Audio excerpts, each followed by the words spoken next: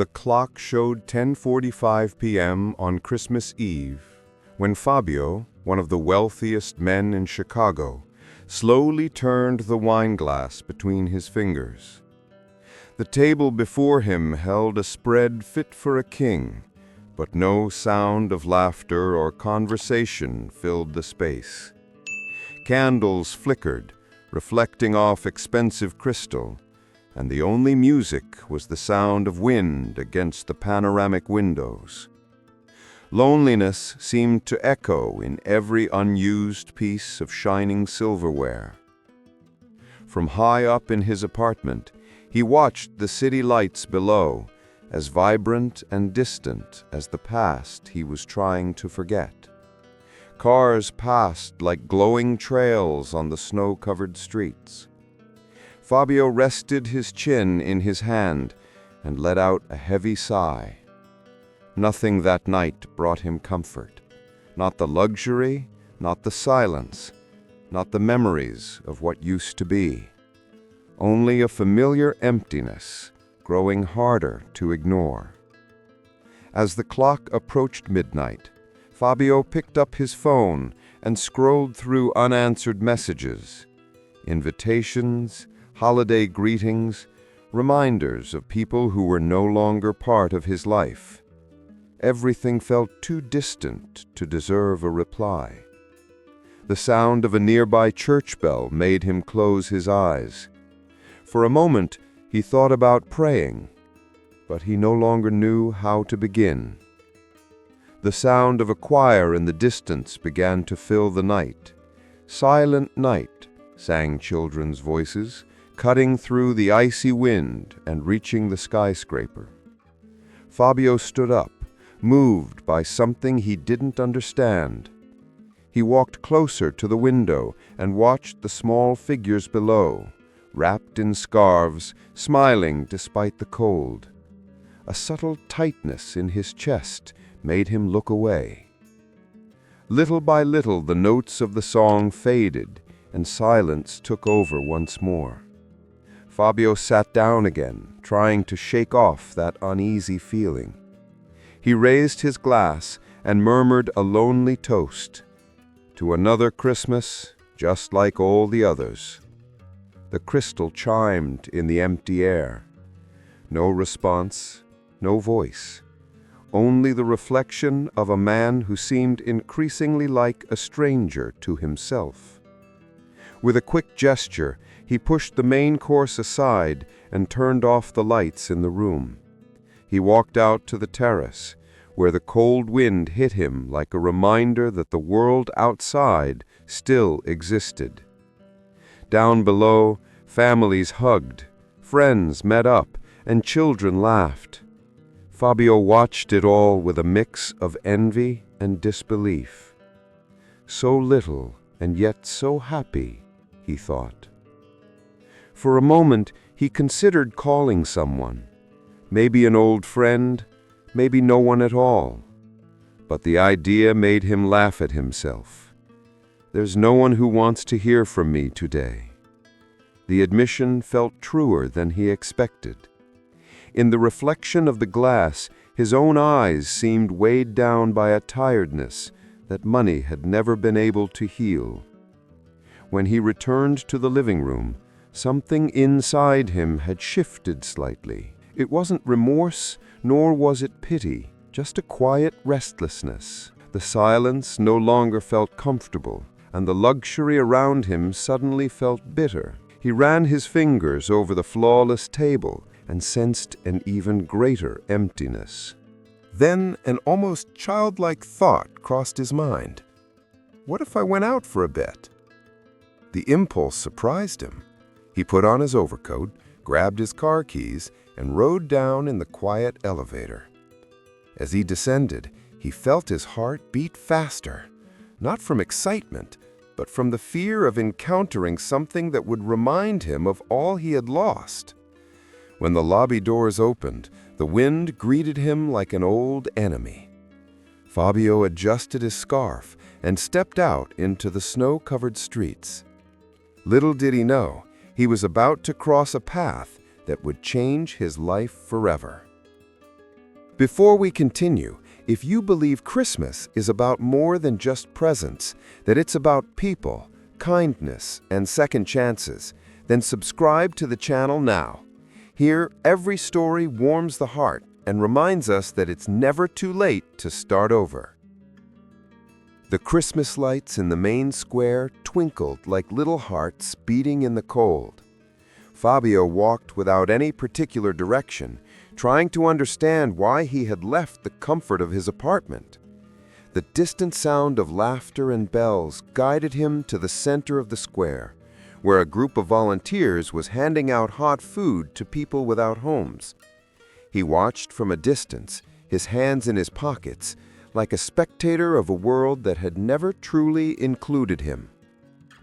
Among the crowd, he noticed a woman in a simple coat serving soup with a tired but kind smile. Next to her, a little girl in a red beanie was handing out plastic bowls and wishing everyone a Merry Christmas. There was something touching about the natural way she did it.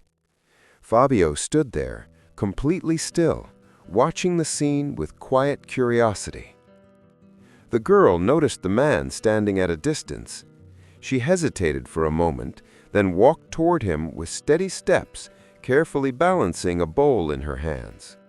When she reached him, she looked up with bright eyes and asked, with piercing innocence, "Mister, why are there so many empty tables in the world when so many people are hungry?" Fabio was left speechless. The question hit him like a punch wrapped in sweetness. He tried to smile, but nothing came.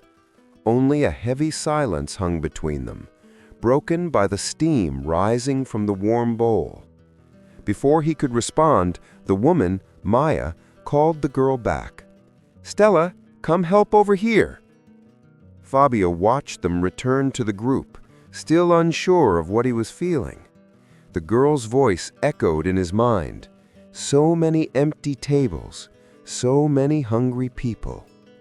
He looked around and realized how many people were sleeping on the ground in the square, wrapped in makeshift blankets. The contrast with his own lavish dinner cut through him like a blade. When Maya noticed him again, their eyes met. There was no judgment in her gaze, only a calm strength, almost compassionate. Fabio looked away and began to walk off. But Stella's question stayed with him, repeating in his mind like a song he couldn't forget. The snow began to fall harder, covering the ground in white. Fabio paused for a moment and glanced back. Maya and Stella were still serving soup, now laughing at something one of the people had said. There was warmth there, a warmth he hadn't felt in a long time. Back in his car, he started the engine and sat there for a few minutes. His face in the fogged-up window looked different, older, more human. Why did that affect me so much? He wondered. No answer came, only the memory of the girl's gentle voice. When he reached his building, the doorman greeted him with a "Merry Christmas, sir." Fabio responded with a silent nod and went upstairs. In the penthouse, he found the dinner table still set, untouched and cold. He sat down in front of it, but this time he couldn't bring himself to eat a thing. Outside, the snow covered everything in white. Fabio looked out the window and murmured, "Maybe the girl is right." The next morning dawned gray, as if the city itself reflected the weight of the previous night. Fabio woke up early, unable to shake the image of the girl in the red beanie. Her question still echoed in his mind, persistent, stinging like a reminder. He walked out to the balcony and watched the skyline of buildings fading into the fog. For the first time in a long while, he had no idea what to do with his day. As he drank his coffee, his eyes fell on the television news. Shelters overcrowded during snowstorm, shortage of resources and volunteers. Fabio turned off the TV abruptly, but the words lingered. He felt uneasy, as if something were pushing him out of his comfort zone. It wasn't compassion, not yet, but curiosity mixed with guilt. He decided to open his laptop. He discreetly searched for charities and shelters in Chicago. There were dozens of names, addresses, and stories, but one caught his attention. House of Hope, coordinator Maya Gonzalez. The name sounded familiar. He pressed his lower lip, remembering the woman's face from the square. On impulse, he sent a message to the listed contact, offering an anonymous donation of $50,000. The reply came quickly and directly. "We appreciate it, but we prefer visits over deposits. People need human warmth, not just checks." Fabio leaned back in his chair, unable to believe the refusal. He felt both insulted and intrigued. "What kind of person turns down $50,000? He muttered, almost laughing. But the more he tried to convince himself how absurd it was, the more the girl's voice returned to him. Why so many empty tables? Fabio shut the laptop firmly. There was something in his mind he couldn't silence. The day dragged on. Every time he looked at the clock, he felt a strange impatience, as if he were late for something he didn't understand. In the afternoon, he put on his coat and went out without any destination. The streets were covered in snow, and the wind stung his face, but he walked like someone who needed to lose himself. Almost by instinct, he ended up in front of a simple building with a faded sign, House of Hope, the same name from the email. Fabio stood across the street, watching people come and go. Simple clothes, laughter, the smell of hot soup drifting through the windows. Going inside felt ridiculous. Him, a billionaire used to million-dollar deals, hesitating in front of a worn wooden door. But something pushed him, maybe the same force that had drawn him to the square the night before. He took a deep breath and crossed the street. The sound of voices inside wrapped around him immediately, children running, volunteers talking, an old Christmas song playing softly in the background. Fabio stood frozen in the doorway until Maya noticed him. She raised her eyebrows, surprised. "You came back?" He simply answered, "I came to bring the money." Maya looked at him, crossing her arms. Her gaze was firm, but not hostile. She said, "Money helps, but it's not what we need most," she said calmly. "People need presence."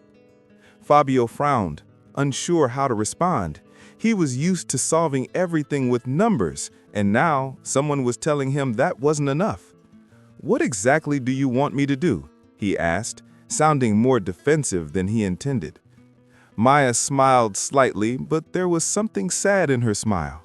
"Sit down, serve soup, talk." She pointed to the row of bowls near the makeshift kitchen. "Start there." Fabio let out a nervous laugh, thinking she was joking, but no one laughed with him. Reluctantly, he took off his expensive coat and hung it up. He picked up a ladle as if it were a sword. The first bowl slipped slightly from his trembling hand, and he heard a child's laughter. Stella watched him from a corner, her eyes curious. "See, it's not even hard," she said, encouraging him with the lightness only children have. Gradually, Fabio found his rhythm. He filled bowls, handed them out, heard quiet thank yous. There was something strange about this simplicity, a kind of peace that couldn't be bought. For a moment, he forgot about his watch, his phone, his appointments. It was just him, the steam from the soup, and the sound of voices.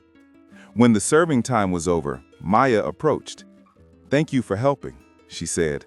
"I didn't expect to see you here." Fabio wiped his hands and replied, "Neither did I." She smiled. "Then maybe that's a good sign." On his way home, Fabio felt something new, a mix of lightness and confusion.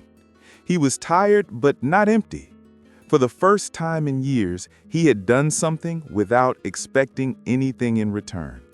He still didn't understand why, but he knew he would be back. When he reached his apartment, he looked again at the set table from the previous night. The food was slowly spoiling, and the silence was taking over once more. Fabio sighed, removed the tablecloth, and threw everything away. "Empty table," he murmured. maybe it doesn't have to be. Before going to sleep, he wrote a phrase in the notebook he hadn't used in years. Maybe what I'm looking for doesn't fit in a bank account. And for the first time in a very long time, he slept peacefully. The alarm went off early, but Fabio had been awake for hours. The memory of the shelter had stayed with him since before dawn. He kept trying to understand what had drawn him there. It wasn't guilt, and it wasn't pity. It was something deeper, something he couldn't quite name. As he drank his coffee, he caught his reflection in the coffee machine's glass and barely recognized himself. At the office, his employees noticed the change. Fabio seemed distracted, answering questions mechanically, without his usual coldness. When his assistant, Marcos, mentioned a company charity event, he simply nodded, without any trace of irony. The same man who once said, "Charity is good marketing," now remained silent. During a meeting, Fabio realized his notes were filled with random words: shelter, Stella, table, hunger. He smiled faintly, not fully understanding why. One of his partners remarked, "You look tired, Fabio." He replied calmly, "Maybe I'm just starting to wake up." That afternoon, his gaze fell on an old picture frame on his desk. It was a photo of him and his wife taken years ago during a Christmas that felt like it belonged to another world. He gently touched the glass. Since her passing, he had locked himself behind numbers and concrete walls. Maybe, he thought, Maya was right. What was missing from his life wasn't success, it was presence. He decided to return to the shelter that same evening. He put on the same overcoat, but this time it wasn't out of a sense of duty. It felt more like a need. The journey seemed shorter, as if the city itself were guiding him back. At every corner, the cold wind seemed to whisper forgotten memories. When he arrived, the sound of voices and laughter welcomed him once more. Stella ran up to him and waved happily, as if she had been expecting him. When Maya saw him, she simply smiled quietly, unsurprised. Fabio realized that somehow she had known he would return. For hours, he served soup, wiped tables, and listened to stories from people life had left behind. A war veteran thanked him for being able to eat a hot meal for the first time in months. Fabio didn't reply. He just smiled, feeling a lump form in his throat. As the shelter began to empty, Maya approached him. "You're doing well," she said. "I don't know what I'm doing." "That's exactly why it's right," she replied. Back in his car, Fabio looked at his reflection in the rearview mirror. His tired eyes seemed different, alive. He whispered to himself, "Maybe this is how starting over feels, not knowing exactly where you're going." The next day felt strange. For the first time, Fabio found himself looking forward to evening. Between meetings and reports, thoughts of the shelter distracted him. The office, once his refuge, now felt like a glass prison. Stella's voice and Maya's smile returned to him like bright memories shining through the corporate tedium. As evening fell, Fabio couldn't resist. He went back to the shelter, but this time without calling ahead. When he walked in, Maya was helping an elderly woman wrap herself in a blanket. The scene touched him. The simplicity with which she did everything, without an audience, without applause, was something he had forgotten existed. "You came back again?" she asked, without looking up from what she was doing. "I guess I have," Fabio replied with a slight smile. "Maybe I've found a better way to spend my evenings." Maya laughed. "Then grab a ladle. The bowls don't fill themselves." This time, Fabio seemed more at ease. He talked with people, listened to their stories, laughed at simple jokes. Stella watched him with admiration, as if he were a superhero in training. Her spontaneity charmed him, and he found himself wondering what it would be like to have a daughter. After the community dinner, Maya called him over to the side hallway, where the lights flickered inconsistently. "You're not from around here, are you?" she asked, leaning against the wall. "Where do you think I'm from?" "From up high," she said, smiling. "The kind of person who sees everything from above and forgets what it's like to be on the ground." Fabio laughed, not offended. "Maybe I'm coming down slowly." Maya looked at him carefully and added, "Just don't come down too fast. The landing could hurt." That conversation stayed with him on the drive home. For the first time, the silence in the car didn't bother him. He thought about Maya, about the quiet strength she carried, and about Stella, whose innocence seemed to light up even the cold night. When he reached his building, he looked up at his glass tower. From up there, the world seemed small, distant, lifeless. Fabio realized how much that up high was actually a prison, and for the first time, he sincerely wished never to feel above anyone again. In the notebook he now kept on his table, he wrote a new phrase. "It's not the cold outside that scares me, it's what's inside me." The following days felt lighter, yet more restless. Fabio, now divided between meetings and visits to the shelter, began to see the world through different eyes. Every conference table reminded him of the empty tables in shelter dining rooms. Every expensive meal served as a reminder of how many people were eating whatever they could find. Something inside him was asking for more than charity. It was asking for transformation. During one particularly cold night, Fabio had an idea. He remembered Stella's question and wrote it on a napkin. Why are there so many empty tables in the world when so many people are hungry? The words sat in front of him for long minutes until inspiration struck. What if restaurants and shelters could work together? What if every empty table could serve someone who needed a meal? The next morning, Fabio gathered his team. He spoke with a conviction nobody had ever heard from him before. "I want to create a network. Restaurants that donate meals, companies that provide space, volunteers who serve.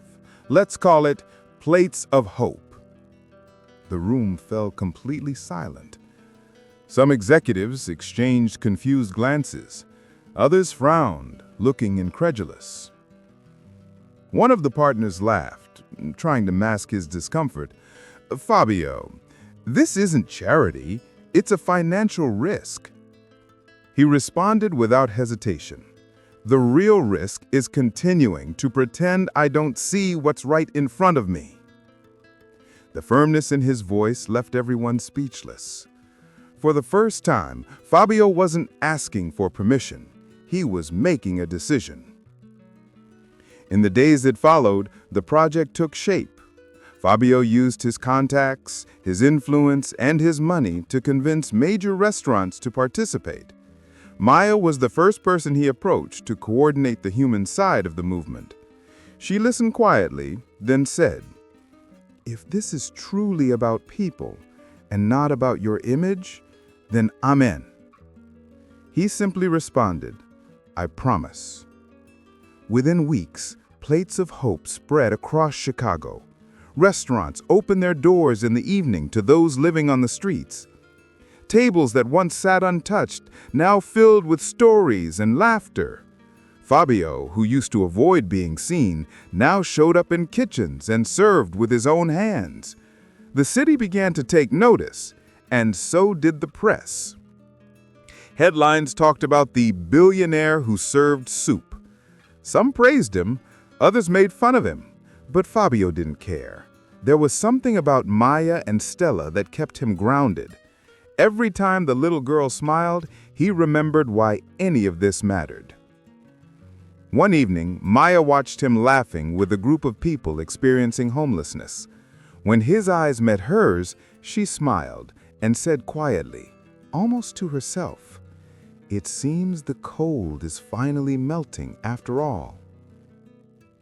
With the project's success came the shadows of public exposure. The media began questioning Fabio's motives. Some outlets called him a regretful billionaire trying to clean up his image. Others claimed it was all emotional marketing. Fabio read the criticism in silence, each word hitting him like a reminder of the past that still haunted him. At the office, his old partners began putting pressure on him.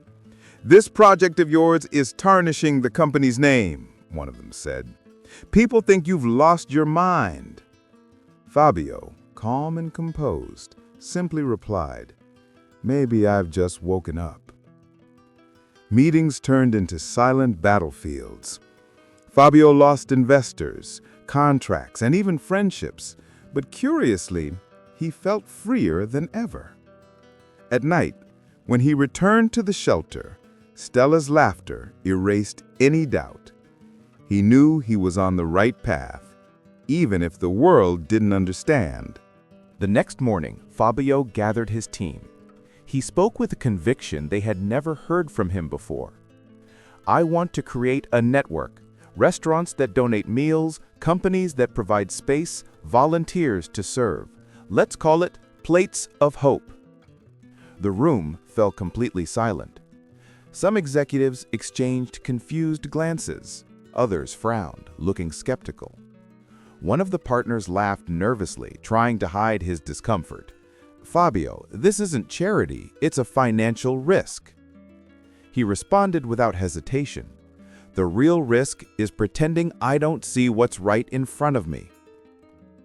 The certainty in his voice left everyone without a response. For the first time, Fabio wasn't asking for permission, he was making a decision.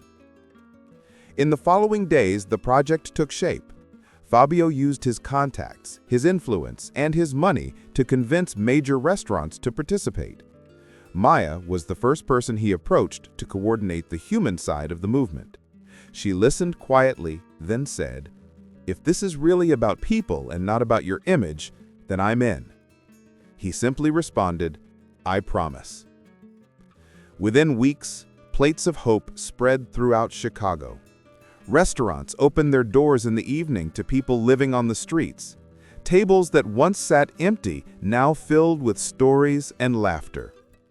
Fabio, who used to avoid being seen, now showed up in kitchens and served meals with his own hands. The city began to take notice, and so did the media. Headlines talked about the billionaire who served soup. Some praised him, others made fun of him. But Fabio didn't care. There was something about Maya and Stella that kept him centered. Every time the little girl smiled, he remembered why any of this mattered. One evening, Maya watched him laughing with a group of people experiencing homelessness. When his eyes met hers, she smiled and said quietly, almost to herself, "It seems like the cold is finally melting." With the project's success came the downsides of exposure.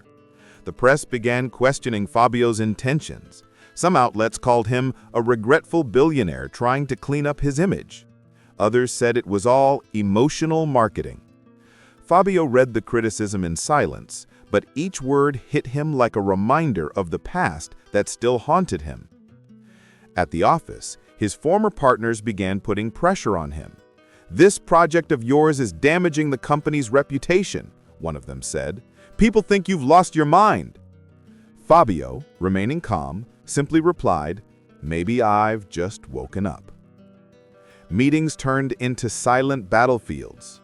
Fabio lost investors, contracts, and even friendships. But strangely, he felt freer. At night, when he returned to the shelter, Stella's laughter wiped away any doubt. He knew he was on the right path, even if the world didn't understand. One evening, Maya asked to speak with him. They sat in the back of the shelter, lit by a soft yellow light. "Fabio, can I ask you something?" she said, her tone careful, as if afraid of the answer. "Of course. Are you doing this for the world or for yourself?" The question hung in the air, heavy and honest. Fabio looked away. He thought about answering, but no word seemed right.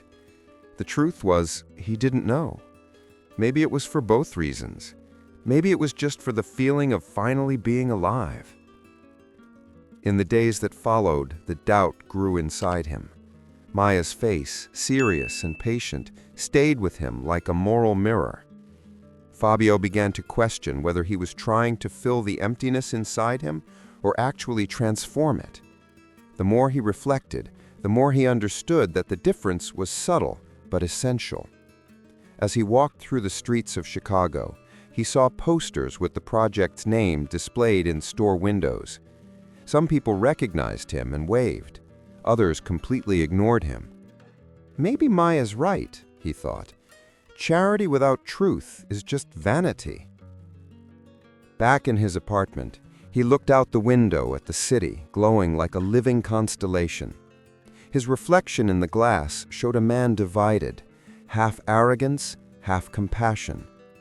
He picked up his notebook and wrote, "It's not enough to serve the meal, you have to sit at the table." The next morning, Fabio made a quiet decision. He canceled all interviews, stepped away from the spotlight, and began working anonymously. Plates of Hope would continue, but now away from the camera flashes. Just him, Maya, and Stella, and the cold that was slowly beginning to melt. The night was cold and silent when Fabio woke from a nightmare. The sound of tires skid on snow still echoed in his mind. The face of his wife, Clara, appeared among flashes of memories he had tried to forget for a decade. She was smiling, holding a cup of hot chocolate on the eve of the last Christmas they spent together. Then the sound of impact and the emptiness. Fabio sat up in bed, covered in sweat. He looked around the luxurious but empty bedroom and felt a loneliness that no amount of money could silence. Since that night, he had sworn never to get involved, never to feel again. Success had become his shield and coldness his armor. But now the girl in the red beanie and the woman with steady eyes were beginning to crack it. During the day, Fabio tried to distract himself with work, but memories of Clara returned with every pause. He opened an old drawer and found a yellowed envelope, "Our Last Christmas." Inside was a note written by his wife. "You've always been generous, Fabio. You just need to remember to look beside you." The words hit him with painful accuracy. That night, he went to the shelter, but didn't tell anyone what was haunting him. He worked quietly, serving soup and watching Maya laugh with Stella. There was something healing in that simplicity, as if every smile erased a little of the weight he carried. Maya noticed his distant expression and asked, "Are you okay?" He answered honestly, "For the first time, I don't know." After dinner, Fabio stayed late to help wash dishes.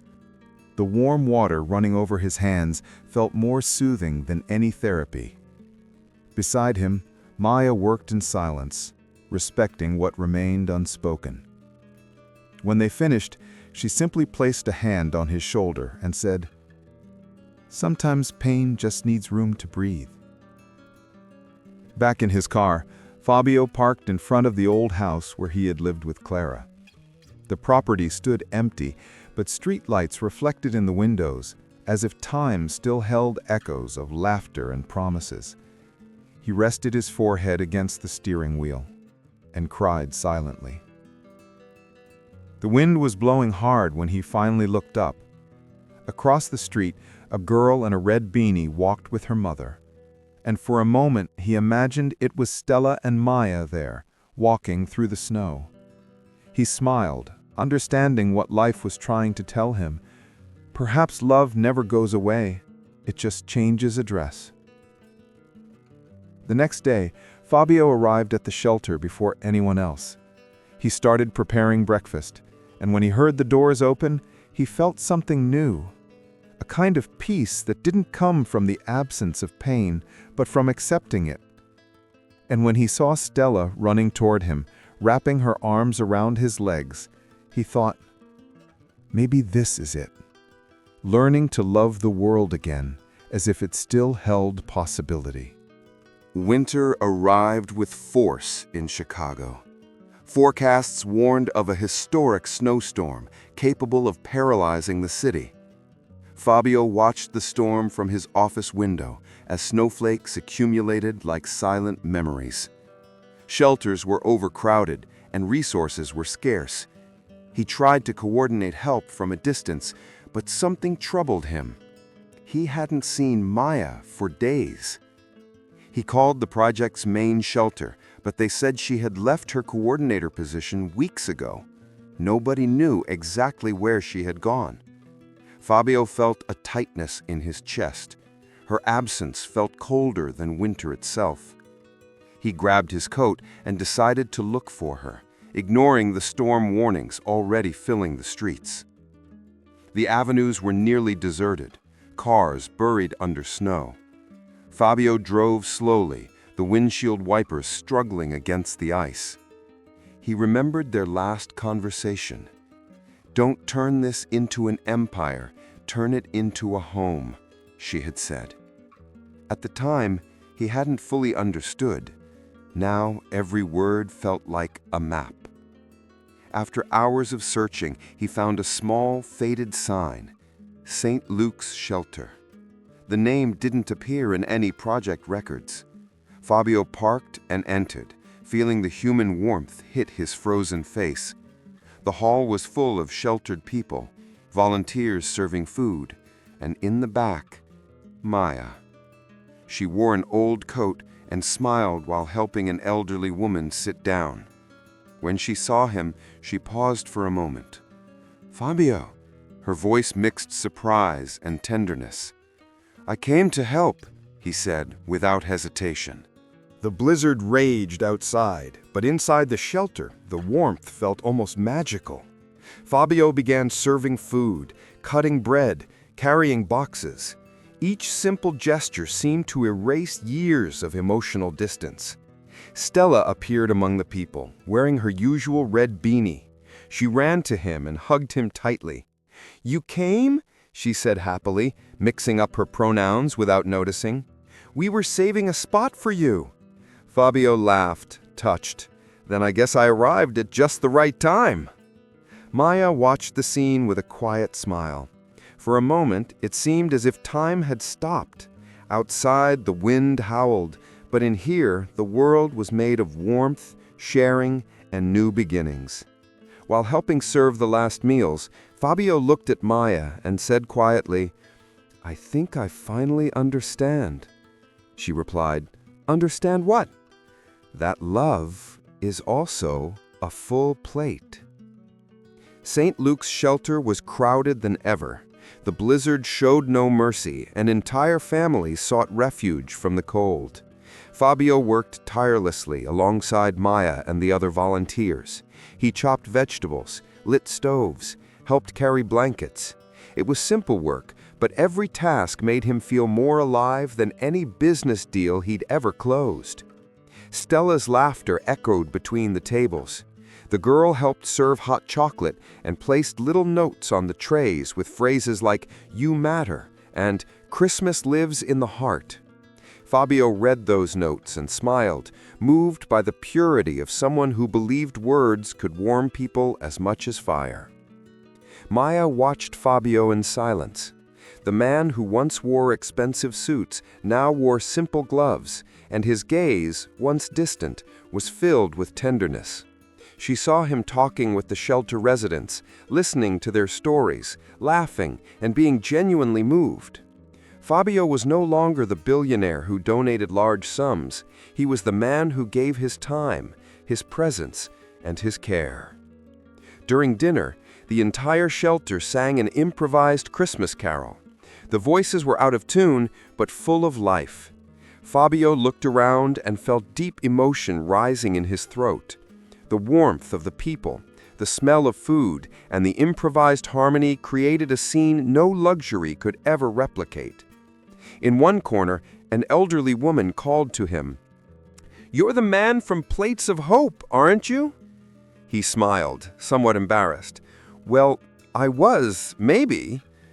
"Well, you should know your idea filled many empty stomachs, but what you're doing here today, that fills our hearts." Her words touched him deeply. Fabio realized that his presence there meant more than any headline. He had become part of this home, not as a savior, but as an equal. And this discovery felt liberating. Later, as the shelter began to settle down, he helped Maya turn off the lights. "You know what's funny?" she said, laughing. "I thought you'd show up here in a suit just to take photos." "You weren't wrong," Fabio replied, laughing too. "But I think I lost my pose along the way." Maya smiled. "Good thing. The cold outside doesn't forgive closed hearts."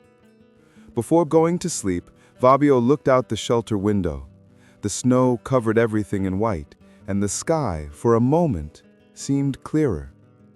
Beside him, Stella slept leaning against Maya, and the soft sound of their breathing made him think, "This is it.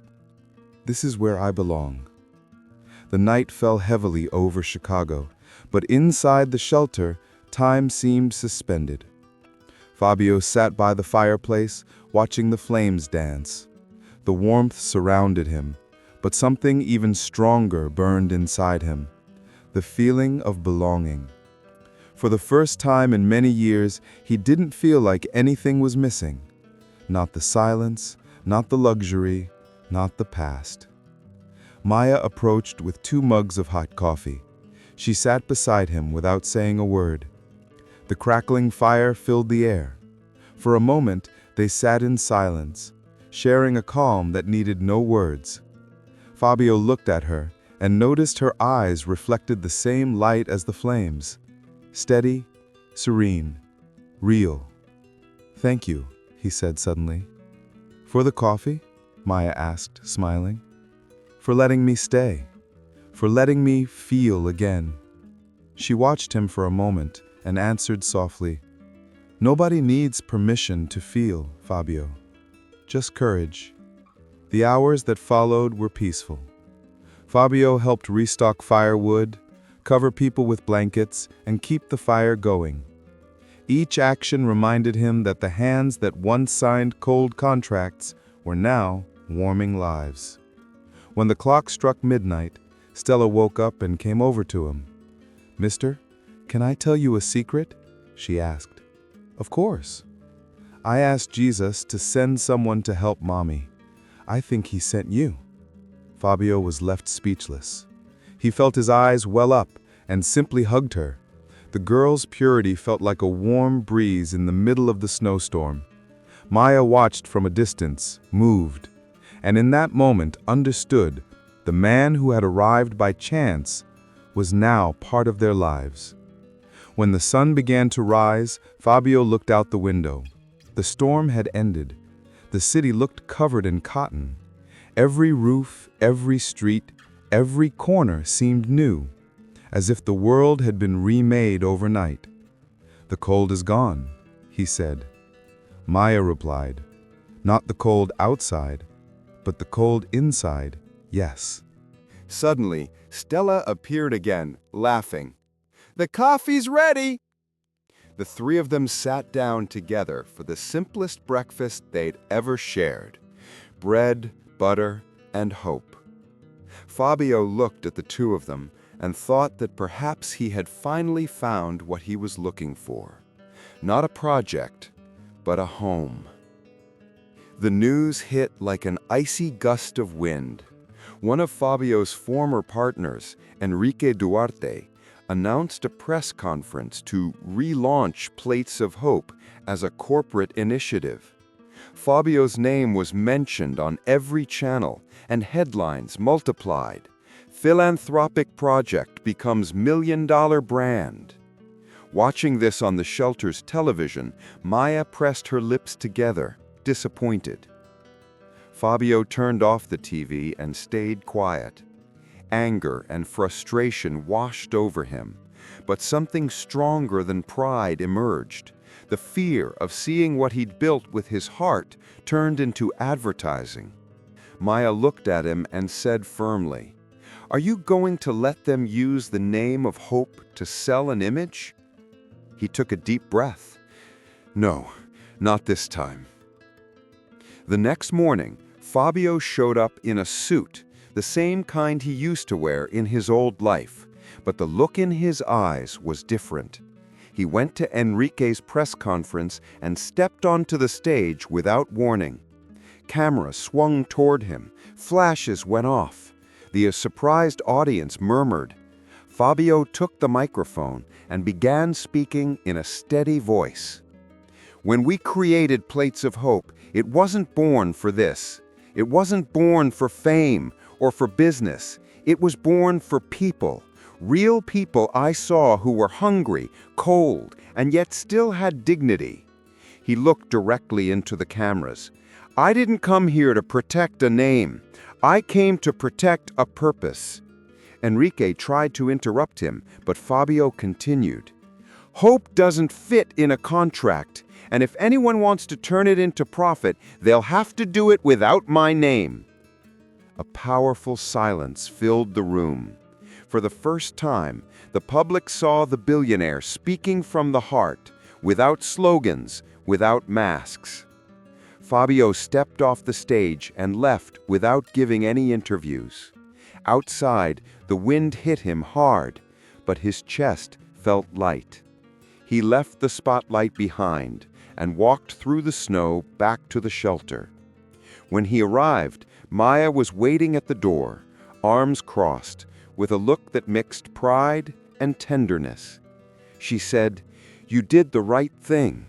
He said, "I did what I should have done a long time ago." She smiled. The world out there is frozen, but in here, it's getting warmer and warmer. Fabio looked around. The shelter was full, but there was harmony. The smell of soup, the sound of children laughing, Stella singing softly. In that moment, he understood that everything that truly mattered was right here, not in the headlines. Later, sitting by the fireplace, he wrote in his notebook, "Losing everything was the price to find what's real." On Christmas night, the shelter was more crowded than ever. The snowstorm had returned, and the entire city seemed to hide beneath a white blanket. Fabio spent the day helping serve meals, cleaning tables, and organizing blankets. As midnight approached, Maya lit small candles on the tables. "To remember that the light never goes out," she said. People began to sing softly. The song was simple, improvised, but filled with emotion in every note. Fabio, tired but happy, sat for a moment and watched. The candlelight reflected on smiling faces, tired eyes, and warmed hearts. For the first time, he understood the true meaning of Christmas, not about exchanging gifts, but about the exchange of presents. That's when Stella appeared. Her red beanie slipped from her head, her smile lighting up her face. She ran toward Fabio, jumped into his arms, and hugged him tightly. "You came," she said, laughing. "We saved a spot for you." Fabio laughed through tears. "And I thought this place didn't exist." Maya watched with tear-filled eyes. The man who once carried the world on his shoulders now let himself be carried by a child's love. Fabio looked at her, and for a moment all the noise disappeared. Outside, snow fell slowly, and time seemed to stop. He took Maya's hands and whispered, "I spent years trying to buy what can only be felt." She responded, "And what did you discover?" "That all I ever wanted was to belong." The entire shelter came alive when the midnight bells rang out. People hugged each other, toasted with hot chocolate, and laughed as if the world had begun anew. Fabio looked at Stella, then at Maya, and felt his heart fill with indescribable peace. Outside, the city still battled the cold and the storm's chaos. But inside that small shelter, there was warmth, love, and hope. Fabio realized that Christmas isn't a date, it's a state of the soul. He, Maya and Stella stood together by the door, watching the snow fall. "Look, Santa came!" Stella shouted, pointing at a red figure in the street. Maya laughed, and Fabio simply held her close. "He did come," he said, moved. "Only this time, he brought more than presents." In that embrace, time grew quiet, and as the snow painted everything white, Fabio understood. This wasn't the end of a story, but the beginning of a new life. The days after Christmas dawned quietly in Chicago. The blizzard had ended, leaving the city covered in a layer of white so pure it felt like a fresh start. Fabio woke up early, as usual, but not to read reports or answer emails. He put on the same worn coat from the shelter and walked to the corner where the sun was beginning to rise over the ice. For the first time, he didn't feel rushed. St. Luke's shelter remained full, but now there was order, hope, and familiar faces. Fabio greeted everyone by name, a habit he'd learned from Stella. Maya coordinated the volunteers, and her laughter mixed with the sound of pots and pans like the music of home. Fabio watched everything with a serenity he hadn't felt in a long time. There was no luxury, but there was meaning. The Plates of Hope movement continued to grow, now independent of his public image. Restaurants in other cities began copying the model, and entire communities organized to open shared tables during winter. Fabio declined all interviews and awards, making it clear: hope doesn't have an owner, it has people who share it.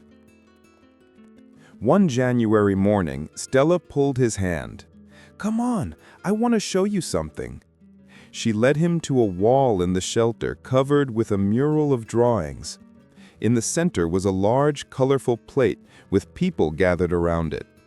Below, in childish handwriting, it read, "The table of hope is never empty." Fabio smiled and ran his hand over the painting, feeling a gentle warmth spread through his chest. Later, while helping unload donations, Fabio saw Maya watching him. "I never thought I'd see you like this," she said, with the tone of someone admiring quietly. "Like what?" "Present, not somewhere else, not at another time. Here, now." Fabio smiled. "Yeah, I think I've finally learned how to be here." In the afternoon, the sun shone through the clouds, reflecting off the snow like tiny golden crystals. Fabio, Maya, and Stella went for a walk. The girl ran ahead, leaving footprints that crisscrossed on the sidewalk. Fabio watched those small marks mixing with theirs and thought that life was just like this: paths that meet by chance, but together form a way forward. When the wind blew, Maya held his hand. "You know what I like most about Christmas?" she asked. "What?" "That it comes back every year just to remind us we can always start over." Fabio looked at her, then at Stella playing in the snow. "I think Christmas is here to stay." Back at the shelter, he sat at the table with everyone.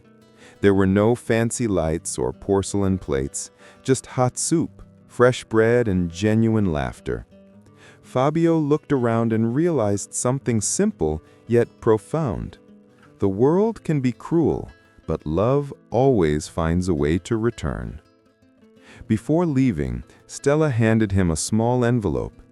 Inside was a note written in child's handwriting. "Next Christmas, we'll visit people who still don't have a table." Fabio closed his eyes, deeply moved. He tucked the note into his pocket, certain that the future was right there, in the small hands that had shown him the way. Outside, the sun was setting slowly, and the snow reflected shades of gold and silver. Fabio took a deep breath, feeling the cold air as a reminder that he was alive.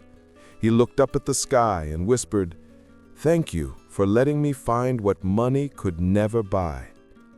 And so, with a light heart and warm hands, he walked beside Maya and Stella toward the white expanse ahead. The city slept, but inside that shelter, hope and love had awakened for good. If this story touched your heart, subscribe now, because here, every week, we share stories that show how even on the coldest nights, there are still questions and people who can change a life forever.